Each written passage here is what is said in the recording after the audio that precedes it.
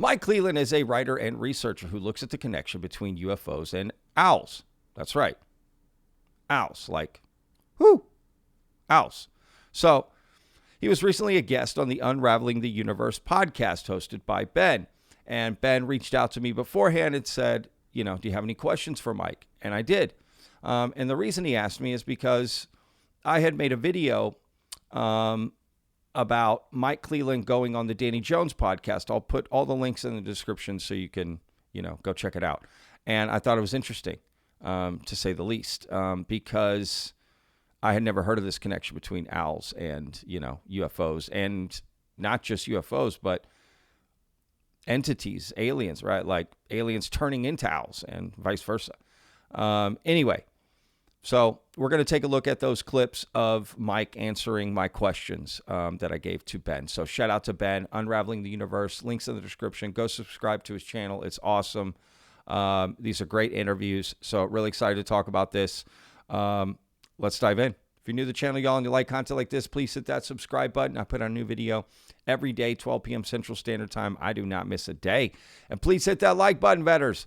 That really helps out the video. So thank y'all so much for the support there. And of course, comment down below. What do you think about these answers from Mike Clelland? All right, let's go. I've got it all lined up here.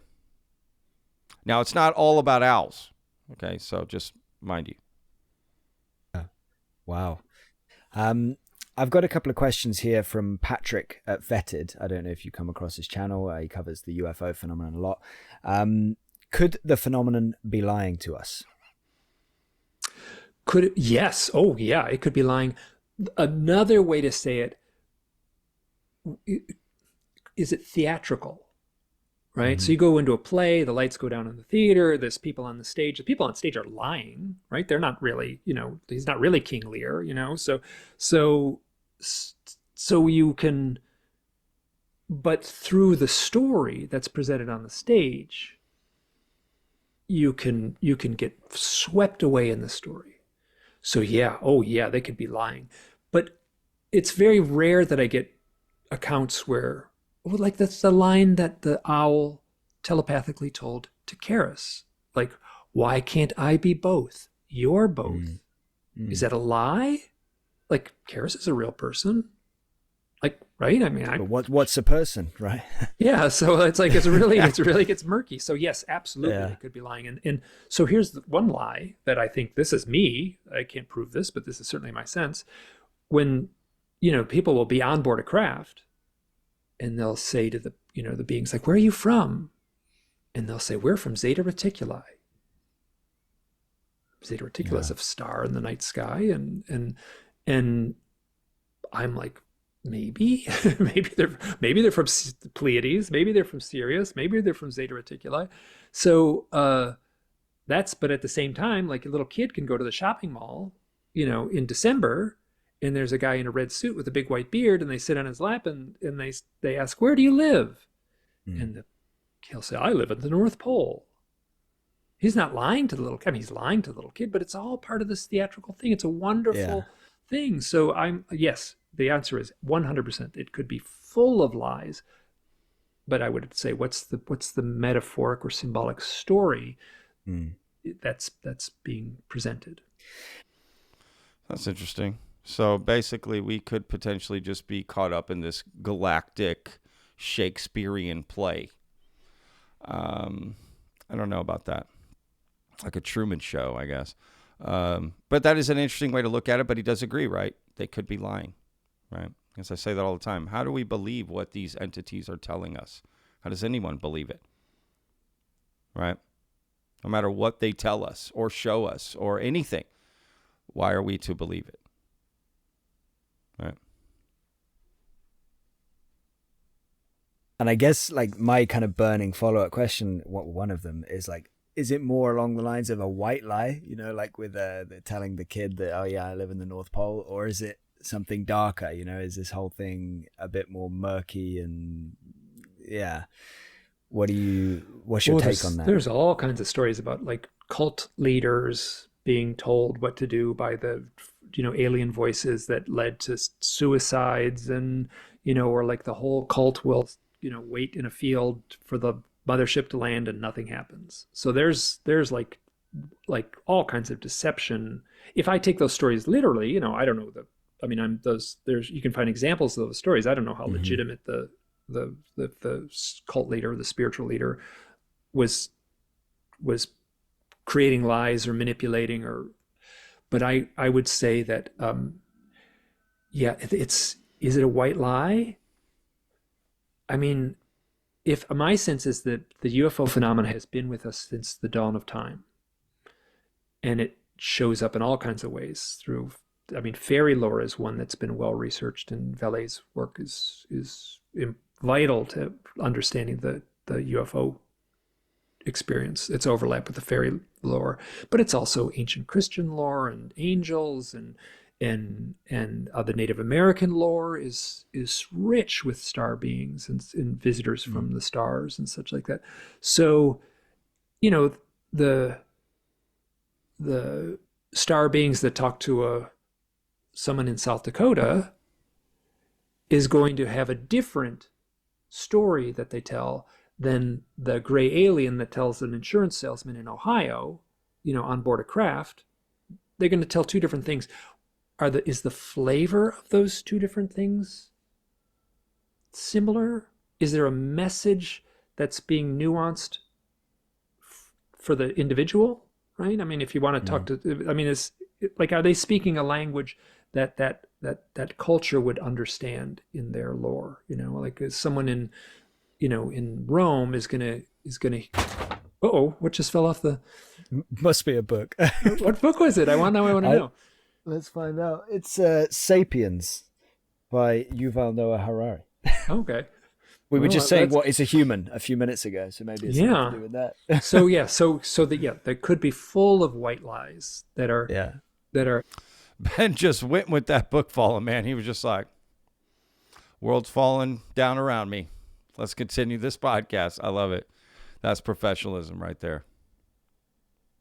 And I would also say that this is well understood, is that the individual, the lore often gets, I'm waiting for another one to fall off now. Yeah. The lore seems to be tailored to the individual. It might not be the lore, it might not be the message that's physically spoken, but the clues seem to be very much tailored to the individual. Like a person, like I'm a map maker from all my outdoor work. I sleep outside. Okay.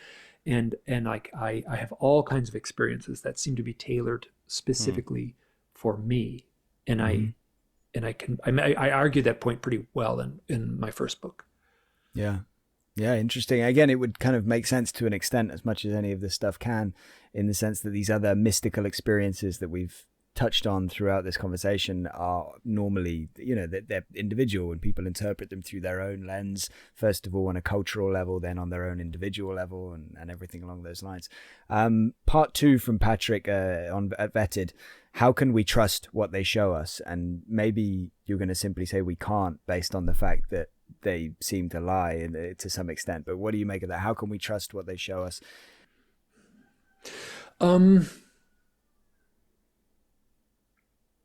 How to say this? So Bilbo Baggins walks down the trail, right? He might be confronted, his little troop of hobbits might be confronted with a wizard or somebody magical. I have to interrupt you just briefly, just to say, we were talking about, the owls in various places. Of course, you have the massive owls, the giant owls in Lord of the Rings, which save the day at the end and save Frodo and Sam. The giant owl is owls, isn't it? Or am I getting? I think it's eagles. I think it's eagles. Eagles. Oh, it is eagles. It's eagles, which is another mythic animal. Right? Yeah. Sorry, carry on with Bilbo and the hobbits going into the forest. There might be a wizened old man, or that'll give a little advice on the trail. Do they take that advice? Are they being deceptive? Is it a good entity that's giving? It's so I use this a lot, where I use fiction and folklore and mythology as a way to help frame this. We are in a minefield of unknowns. So if there's a woman, she had a dream of being on a board of flying saucer, and the being said, quit your job and become a pilot. She did. She was great. She had a great career as a pilot. So I don't know, like there's, sometimes these things are,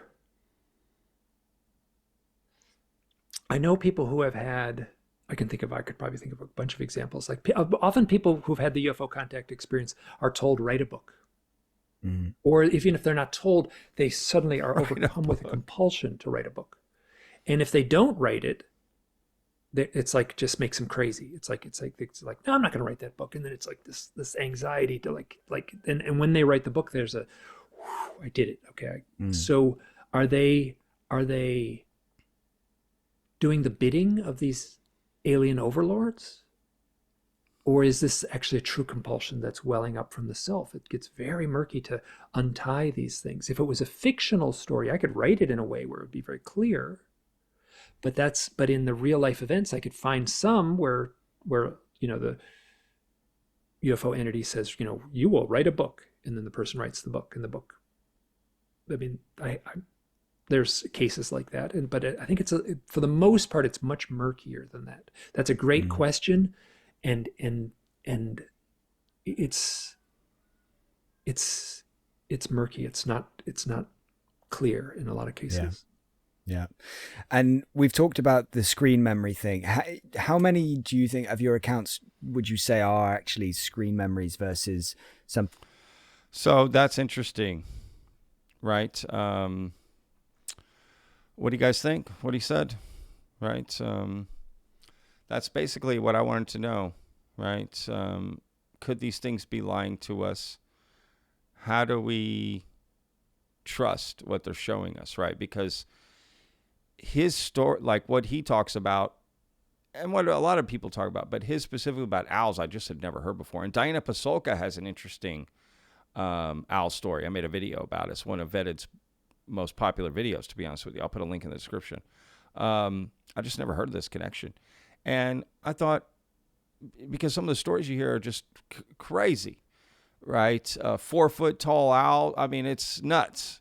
And not nuts in a bad way, just like, wow, right? That kind of nuts. I thought, how do we know what we're seeing, right? What these beings, they show us an owl, they show that, like, how do we know what's going on? Because then someone will see a real owl and be like, oh, see, but wait a second. How do you know what that being showed, So it's interesting to hear his answer for it. At the end of the day, it's no to both of those answers that I asked, right? Quick no, but then sort of an explanation of trying to understand what maybe their messaging is and framing it. And I get all that. And I appreciate that from Mike, to be honest with you. But at the end of the day, he comes, that's the realization. This is a minefield out here. It's hard to know, right? Because you would have to take that even further and say that these experiences, you may not even know, they may not be real either. Just like what the experience is telling you may not be real, the experience itself may not be real. All right. Real in the sense of what's real to you day to day. Now, what is reality as a whole? That's not the question I'm asking. That is also an existential question we should ask ourselves, but that's not what I'm getting at. So I don't know, right? But it's interesting to think about. I hope this creates a discussion, to think about and talk about and converse. That's all I'm trying to do with these videos, create discussion. That's it. So shout out to Ben from Unraveling the Universe, getting me to think a little bit more. Again, go subscribe to his channel. Podcast is great. Does a lot of great interviews. And shout out to Mike Clelland for answering Vedid's questions. So we'll see you guys on the next video. Remember, every day's a gift, y'all. Links in the description. Peace.